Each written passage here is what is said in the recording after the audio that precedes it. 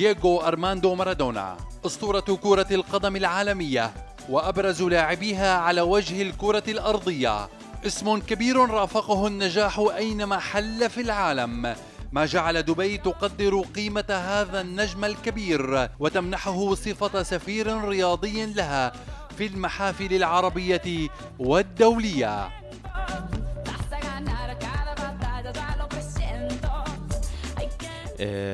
لا شك أن وجود مارادونا في دولة الإمارات العربية المتحدة هذا فخر لكل العرب والخليج ودبي بشكل خاص، وهذا اللي حفز مجلس دبي الرياضي إنهم يتعاقدوا معه كسفير للكرة. هذا فخر لنا وفخر للجميع. مارادونا اسم غني عن التعريف، كل العالم من صغيرهم لكبيرهم بيشهد له.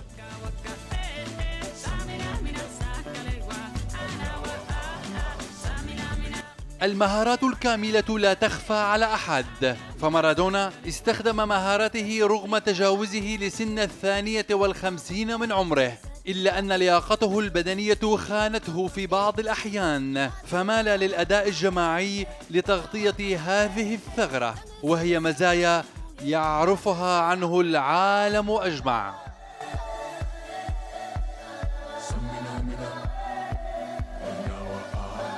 لا شك أن مارادونا اسم غني عن التعريف، فهو أفضل لاعب على الإطلاق، والعالم كله يشهد على إنجازاته وتاريخه، والخصوصا الملاعب الإيطالية والأرجنتينية.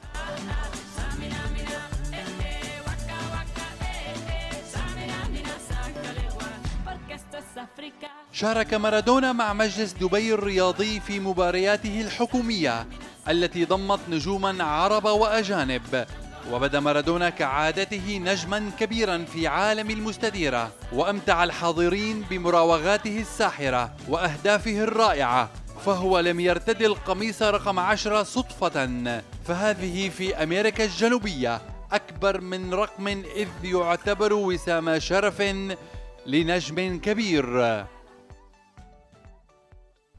سواء أكان لاعبا أو مدربا أو سفيرا، ففي كل الحالات يبقى مارادونا نجم كرة القدم الأول في العالم.